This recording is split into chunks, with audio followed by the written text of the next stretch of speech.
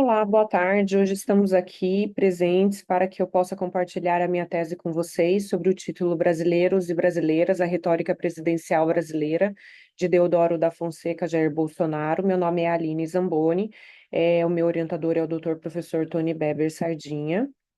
Para que o dia de hoje fosse possível, eu gostaria de agradecer principalmente ao meu orientador, a vocês da banca examinadora, ao meu grupo de pesquisa e ao Lael. Gostaria também de agradecer ao CNPq pelo apoio recebido. Essa apresentação está subdividida da seguinte maneira: introdução, fundamentação teórica, metodologia, resultados e considerações finais. Nessa tese, iremos analisar os discursos oficiais de Deodoro da Fonseca, que assumiu em 1889, até o presidente Jair Bolsonaro, com o final de mandato em 2022, ou seja, essa tese aborda 133 anos de discursos, com uma reunião de 8.400 discursos oficiais. Atualmente, há muitos estudos sobre política, como a gente pode ver em análise do discurso, em sistêmico funcional, e até em linguística de corpos. No entanto, ainda não encontramos estudos que abordem uma grande quantidade de discursos oficiais de presidentes em uma única língua.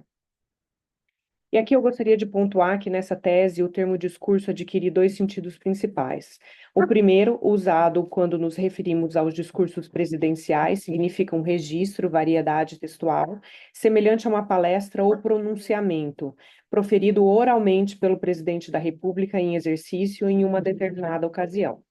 O segundo sentido principal do discurso empregado nessa tese é de um conjunto de ideias, valores, representações subjacentes àquilo que é dito, em qualquer registro, podendo ser uma conversa, uma mensagem de rede social ou mesmo um discurso presidencial.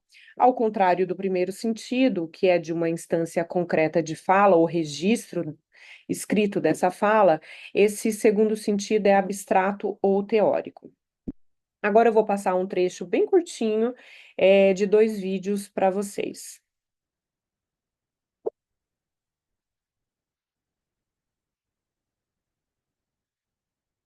Depois de quase 6 de afastamento, durante os quais nunca me saíram do pensamento a imagem e a lembrança do grato e longo convívio que mantive convosco.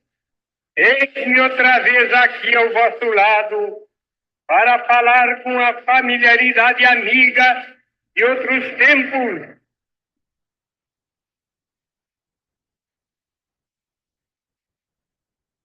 para dizer que voltei a fim de defender os interesses mais legítimos do povo e promover as medidas indispensáveis ao bem-estar dos trabalhadores.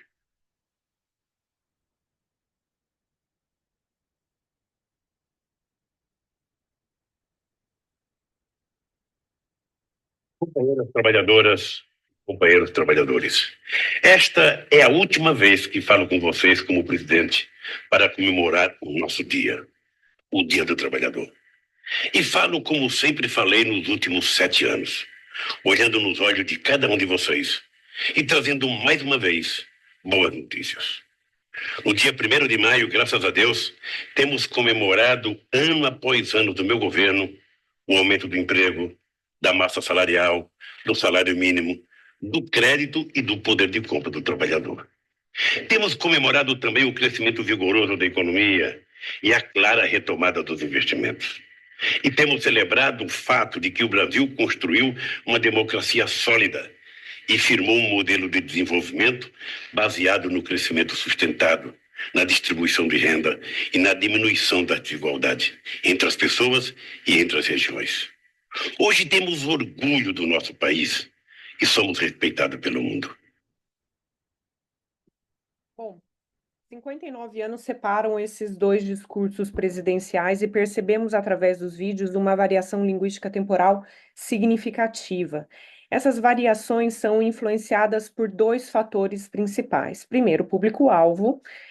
que no decorrer dos anos mudou, se levarmos em conta que até 1900 apenas 35% da população eram considerados alfabetizados e por isso votantes.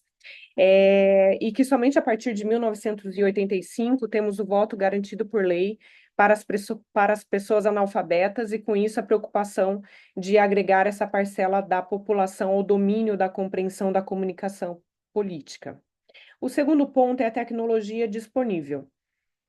O rádio fez com que as transmissões políticas tivessem uma maior abrangência de público e também permitiu que os políticos falassem diretamente à população. A TV trouxe a imagem e a abrangência de ser um público maior vendo e ouvindo os discursos. Porém, a TV no seu início tinha um equipamento muito caro e muito pesados. Então não era todo o discurso que poderia ser transmitido. Hoje, com o celular e as redes sociais, qualquer pessoa tem uma câmera na mão que grava e distribui ao vivo imagens e vídeos para qualquer parte do mundo. Então, ao longo do tempo, os políticos que se adaptaram mais rapidamente, a essas mudanças se beneficiaram. A hipótese que moveu esse estudo é de que há sim fases na retórica presidencial e que essas fases podem ser determinadas por meio da descrição linguística abrangente dos discursos proferidos pelos presidentes. Com o intuito de atingir o objetivo dessa pesquisa, nos baseamos nas perguntas. Como são mapeados os discursos do corpus brasileiro, discursos presidenciais, em relação aos demais registros e dimensões de variação do estudo do português brasileiro feito por Weber, Sardinha, Kaufmann e Acunzo em 2014? Quais são as dimensões de variação próprias do CBDP? E como se dá a variação do corpus brasileiro de discursos presidenciais ao longo do tempo em relação às suas próprias dimensões? A linguística de corpus, ou LC, ela é uma área da linguística que estuda a língua com base em grandes conjuntos de textos, chamados corpora, ou singular corpus, que são coleções de textos autênticos armazenados digitalmente e usados para análise. Esses textos podem ser escritos ou falados e representam o uso real da língua em diferentes contextos, como jornais, redes sociais, conversas informais, discurso, entre outros. Na LC, o foco está em identificar padrões de uso da língua que possam ser quantificados e analisados estatisticamente. A ideia central é de que a língua é um sistema probabilístico, ou seja, as palavras e estruturas não ocorrem ao acaso, mas seguem padrões que podem ser observados e medidos. Isso permite que os pesquisadores correlacionem traços linguísticos específicos com os contextos em que são usados, ajudando a entender variações linguísticas e tendências de uso. Nesse trabalho, tivemos dois tipos de análise: a MD funcional, ou como também é conhecida, a MD gramatical, foi desenvolvida por Weber, nos anos 80. Sua principal característica é identificar os parâmetros subjacentes de variação linguística do ponto de vista gramatical, usando análise estatística multivariada. O objetivo é detectar variáveis que não são percebidas diretamente pelos falantes. Essas variáveis se agrupam em dimensões de variação, que consistem em itens gramaticais que tendem a aparecer, a co-ocorrer junto nos textos. E aqui eu vou fazer uma ressalva que vocês vão me ouvir falar bastante nessa tese, que é sobre registro. A MD gramatical olha sempre para a variação do registro. E registro aqui eu quero dizer como variedade textual. Já a MD aditiva, ela parte das dimensões previamente identificadas em um estudo pregresso de AMD funcional e acrescenta-se, adiciona-se novos registros não contemplados no estudo anterior. Na AMD aditiva conduzida nessa pesquisa, partimos das dimensões previamente identificadas por Weber Sardinha, Kaufmann e Acunzo em 2014. Na análise multidimensional, é essencial que o corpus represente tanto o domínio quanto o registro desejados para garantir uma análise robusta e precisa. No caso de uma tese sobre a linguagem política brasileira, que abrange desde Deodoro até Bolsonaro, o domínio é a oratória presidencial brasileira e o registro são os pronunciamentos oficiais. Para garantir essa representatividade, foram coletados 8.400 discursos publicados em duas fontes diferentes. Primeiro, a Biblioteca da Presidência, da República e o livro Palavras de Presidente. Aqui nessa tabela, a gente consegue visualizar o número de discursos que cada presidente tem nessa pesquisa. Então, tem o nome do presidente, o ano em exercício e os discursos disponíveis que foram utilizados nessa pesquisa. Para fazer o estudo da MD aditiva, primeiro a gente faz a coleta, a limpeza do corpus do estudo, identificamos as variáveis linguísticas a serem incluídas no estudo, fazemos a anotação do corpus com os mesmos programas que foram usados pelo corpus de referência, é feita a etiquetagem automática do corpus, a normalização das frequências das variáveis linguísticas em cada texto, a identificação dos scores de estudo através do SAS e a equiparação dos scores no estudo já pré-existente. Na MD funcional, seguimos as mesmas etapas da MD aditiva, porém fazemos uma análise fatorial para a extração dos fatores. Nesse estudo, decidiu-se por 4 fatores, pois após o quarto fator existe uma linearidade de valores e por assim de concorrências, ficando muito difícil de serem distinguidas. Agora entramos na análise aditiva, que relembramos, utilizamos as dimensões existentes do estudo do português. Então, só para relembrar aqui, a dimensão 1, oralidade versus letramento, dimensão 2, argumentação, dimensão 3, envolvimento versus produção informativa, dimensão 4, discurso instrucional, dimensão 5, orientação temporal, dimensão 6, discurso relatado. Decidiu-se por o corpus CBVR já tinha incluso 3 registros políticos. Decidiu-se incluir os discursos presidenciais por entender que a quantidade de textos reunidos aqui nesse estudo se torna relevante para o estudo do português brasileiro. Dimensão 1, oralidade versus letramento. Aqui a gente pode ver como os discursos presidenciais se comportam dentro do corpus do estudo brasileiro.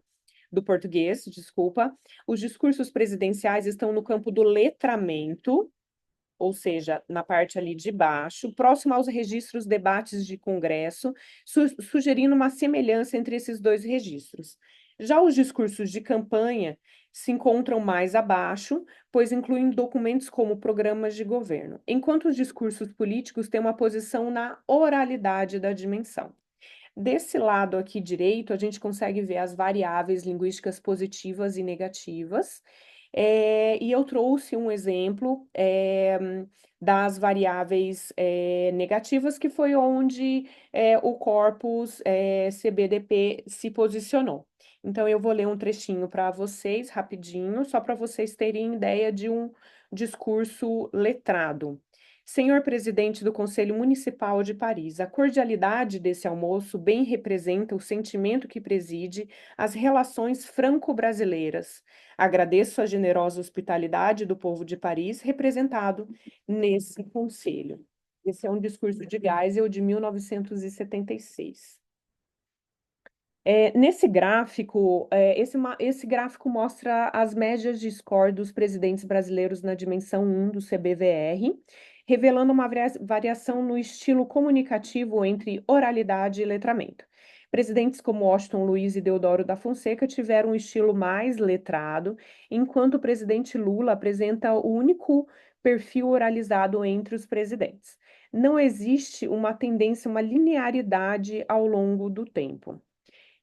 Porém, em termos práticos, eu trouxe aqui a ANOVA, que isso nos dá a probabilidade de 25% de prever a autoria presidencial de um discurso com base unicamente na análise do seu conteúdo textual, com base no perfil dimensional. Então, 25%. Na dimensão 2, a argumentação. No grafo do CBVR, os registros localizados no polo positivo da argumentação, como discursos presidenciais, mostram um estilo mais formal, com alto índice de envolvimento do interlocutor. Debates do Congresso também aparecem próximos dos discursos políticos e, em contraste, os discursos de campanha estão no polo oposto, sendo mais descritivos. Do lado direito, vemos as variáveis linguísticas positivas da dimensão número 2, E agora eu vou ler um trechinho de um discurso do presidente Sarney, onde fica bem nítido essa questão da argumentação. Estou seguro de que nossas conversações desta tarde abrirão novas perspectivas para o esforço conjunto que estamos dispostos a empreender. O Brasil atravessa um período de dificuldades econômicas que exige o máximo de nossa imaginação e de nossos esforços. Aqui a gente pode ver como presidentes como Deodoro da Fonseca e Floriano Peixoto apresentam valores baixos, indicando um estilo menos argumentativo. Já Geisel e FHC com valores altos mostram um estilo mais retórico. A disposição dos presidentes no gráfico não segue uma ordem cronológica, o que sugere que os estilos argumentativos são mais influenciados por características individuais. Os presidentes da era militar estão dispersos no gráfico, ou seja, não se destacaram por uma retórica argumentativa em comparação com os outros. E quando falamos de argumentação, a porcentagem é baixa para diferenciar os presidentes por ser uma característica muito singular do registro político. Apenas 10% de probabilidade de prever o presidente olhando só por esse aspecto. Na dimensão 3, envolvimento versus produção informativa. Aqui no gráfico a gente pode ver que os discursos presidenciais com uma média de 0,56 têm um nível moderado de interação, equilibrando formalidade com engajamento com o público. Os registros, discursos políticos e debates no Congresso estão mais próximos do polo produção informativa, enquanto discursos de campanha estão no extremo desse polo, sendo mais informativos e menos voltados à interação. E aqui ao lado direito, nós vemos as variáveis linguísticas positivas e negativas da dimensão 3, e eu trouxe um exemplo marcado com as variáveis positivas, um discurso do Geisel, de 1977. Já disse muitas vezes que a economia brasileira e sua vida social repousam na maior parte da agricultura e na pecuária. Mais importante que a indústria, a base tem que ser a agricultura e a pecuária, seja pela extensão territorial que o país tem, seja pela sua crescente população, seja pela necessidade do mercado internacional, que cada dia vem apresentando um crescimento que nós não sabemos ainda onde é que vai parar. Aqui o gráfico mostra que a maioria dos presidentes brasileiros tende a um estilo de comunicação mais informativo do que envolvente. Nos últimos 29 anos, a gente vê aí uma diferença, houve uma estabilização no estilo dos discursos. Michel Temer apresentou um discurso mais envolvente, com a pontuação de 3,62.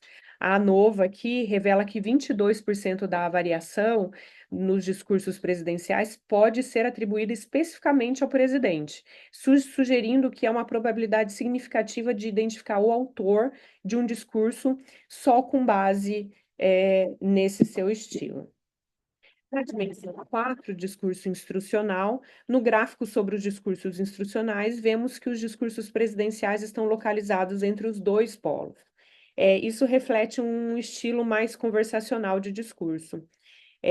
Os registros debates no Congresso e discursos de campanha estão no campo negativo, com características menos instrucionais e mais voltadas para convencer ou esclarecer. Do lado direito, vemos as variáveis marcadas e um exemplo desse polo aqui representado por um trecho do discurso da Dilma. Transmitimos também a nossa visão da crise internacional e expressamos os nossos desejos e a nossa convicção de que esse ano de 2013 apresenta uma situação melhor no que se refere ao cenário internacional. Enfatizamos também a importância de manter as conquistas dos países desenvolvidos e a importância das estratégias de desenvolvimento. Eu reiterei o que eu tinha. Aqui podemos ver que tanto os presidentes da era militar quanto os da redemocratização mantêm pontuações próximas, sugerindo uma aproximação nesse quesito. E a Nova nos revela somente 7% da variação pode ser atribuída aos presidentes em si, ou seja, um índice baixo. Isso implica que outros elementos, além do conteúdo instrucional, são necessários para distinguir com precisão a autoria desses trechos. desses textos. Dimensão 5, orientação temporal, futuro versus passado. Aqui no gráfico, vemos que o corpus de discursos presidenciais tem uma nota tem um score de 2,05, indicando que eles tendem a falar mais sobre o futuro. Discursos de campanha estão próximos aos discursos presidenciais, olhando para o futuro com planos de governo que ainda vão acontecer. Já os discursos políticos e debates no Congresso estão mais focados no passado. Desse lado, vemos as variáveis que englobam essa dimensão e um exemplo com as marcações. Um exemplo do presidente Lula do ano de 2009. Então, o relatório de desenvolvimento humano do PNUD alertou em 2007 que a mudança do clima poderia estar gerando o maior retrocesso da história. Não podemos permitir que isso ocorra. O controle do aquecimento global depende de um esforço coletivo.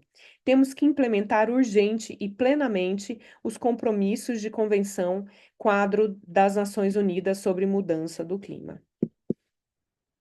Observamos que não há nenhum presidente que possa ser classificado como discurso voltado para o passado, mas alguns usam mais ou menos elementos futuros em seus discursos. De um lado, temos os presidentes como Deodoro, Dilma, Floriano e FHC, que utilizam menos características voltadas para o futuro. No outro extremo, o presidente Afonso Pena se destaca como mais voltado para o futuro, seguido por Hermes da Fonseca e Rodrigues Alves, que governaram na mesma época. E vemos aqui a menor ANOVA, que é de 4%, ou seja, a orientação temporal não é um bom preditor para distinguir os presidentes, quando olhamos só para esse aspecto. A dimensão 6, a última dimensão analisada, discurso relatado, os discursos presidenciais se distanciam dos outros registros políticos, possuindo um estilo único. O registro debates no Congresso está próximo ao polo positivo, sugerindo alta carga de interatividade.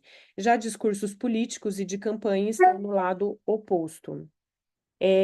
Do lado direito, vemos as variáveis que englobam essa dimensão e um exemplo com as marcações. Um exemplo do presidente Sarney, de 1985, que começa assim: inaugura-se hoje o Telestrada, um serviço de apoio a um dos braços mais fortes do trabalhador brasileiro, o caminhoneiro.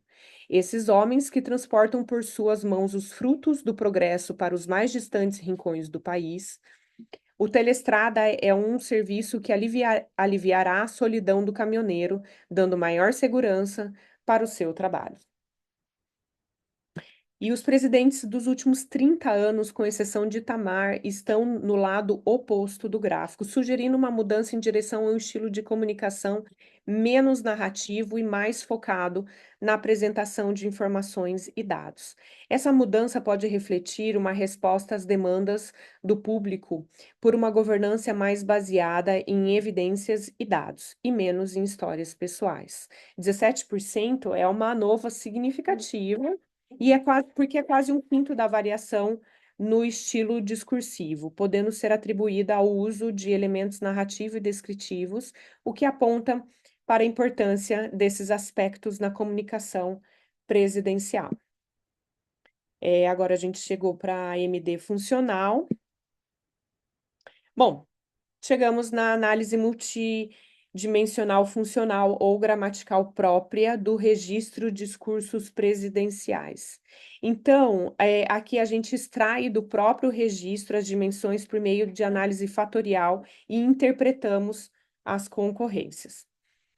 As dimensões encontradas foram interpretadas da seguinte maneira. Dimensão 1, discurso solene e protocolar versus discurso envolvido informal. Dimensão 2, monólogo expositivo conversacional. Dimensão 3, argumentação e posicionamento. Dimensão 4, cerimonial protocolar. A primeira dimensão 1, discurso solene e protocolar versus discursos envolvido informal, tem o polo positivo e negativo.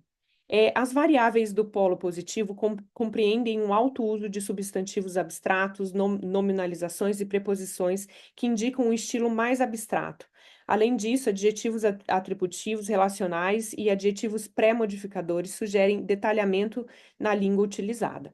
A coordenação de frases e o uso de conjunções também sugere uma abordagem mais estruturada, como podemos ver no exemplo aqui de um discurso do presidente Collor de 1990, que começa assim. Além desse expressivo cabedal de empreendimentos comuns, Brasil e Argentina, em nova etapa de sua história e de seu relacionamento, vêm reforçando seu valioso patrimônio de confiança mútua por intermédio de constante consternação bilateral e a respeito dos principais temas internacionais. As variáveis da dimensão número 2, como pronomes de primeira pessoa do singular em posição de sujeito e pronomes de segunda pessoa, indicam um uso informal da língua, demonstrando o envolvimento do locutor com seu interlocutor. A presença de verbos de comunicação e verbos mentais sugerem uma tentativa de engajamento e proximidade para com o público. Embora os discursos não possam ser considerados um diálogo, uma vez que não há interação direta com o público, cria-se uma ilusão de conversa. Eu quero dizer a todos vocês que é uma alegria enorme estar hoje aqui na Bahia, e alegria não apenas pela admiração que eu tenho pela Bahia e pelas tradições da Bahia, mas por chegar aqui no momento em que vejo essa alegria popular extraordinária retratada pela liderança do Reinaldinho, que fez um discurso Reinaldinho como se deve ser feito. Então, esse é um discurso do presidente Temer de 2018. Percebemos nesse gráfico que a maioria dos presidentes estão alocados no polo solene, enquanto apenas 5, os mais recentes, Dilma, FHC, Lula, Bolsonaro e Temer, estão no polo discursivo, estão no polo discurso envolvido informal, o que demonstra que há uma tendência geral da oratória presidencial brasileira para se tornar mais envolvida e informal.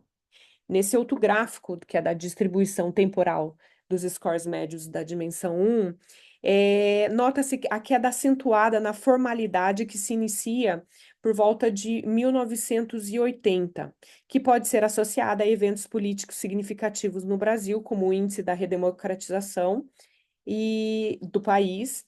Esse esforço para adotar um estilo de discurso mais envolvido e menos formal é uma tentativa de parecer mais acessível e relacionável para o público. A ANOVA dessa dimensão é de 32%, ou seja, é um índice alto de probabilidade de diferenciação entre os presidentes.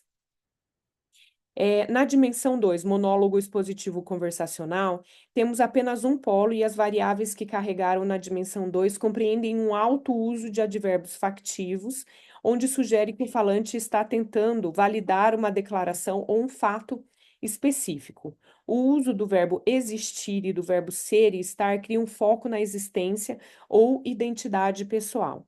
A presença do advérbio longo e do advérbio não dá um sentido de ênfase ou contraste na mensagem do locutor, enquanto o uso de conjunção subordinativa e conjunção subordinativa causal pode sugerir um foco na explicação de causas e efeitos na construção de um argumento lógico. E aqui a gente pode ver um trecho de um exemplo de um discurso do FHC em 1995. O presidente, mal comparando, é o técnico. Ele treina um time, que são os ministros, que são os professores, que o conjunto daqueles que trabalham no governo. Agora, o presidente tem a responsabilidade de treinar, de dar orientação, de dizer: você faz assim, você faz de outro jeito. Aqui vemos barras positivas, ou seja, discursos mais como monólogos conversacionais para os presidentes mais recentes, trazendo a tendência de uma abordagem mais conversacional, que reflete um estilo mais informal e mais direto ou pessoal. É notável a mudança observada ao longo do tempo, como a gente pode ver aqui no gráfico temporal, implicando uma evolução ou adaptação na comunicação presidencial em resposta a mudanças sociais e culturais, bem como diferentes expectativas do público. E é o que vemos nitidamente aqui no gráfico de distribuição temporal. a mudança a partir de 1980, e temos também uma ANOVA de 34%, ou seja, bem alta. 34% da variação dos textos pode ser prevista pelo presidente individualmente, quando a gente fala sobre monólogo expositivo conversacional. Na dimensão 3, argumentação e posicionamento, as variáveis aqui compreendem o uso de verbos no infinitivo, tanto na forma pessoal quanto impessoal, sinalizando uma atmosfera de potencialidade e abertura para futuras possibilidades. Em particular, o emprego do verbo ir no futuro direciona o foco para ações que estão por vir. O uso de pronomes de primeira e segunda pessoa de plural na posição de sujeito evoca um sentido de coletividade e responsabilidade compartilhada, implicando uma convocação para ação conjunta. Como a gente consegue ver aqui no exemplo, um trechinho aqui do discurso do FHC de 1999. É claro que nós queremos vencer, mas a competição é importante, o que implica o outro.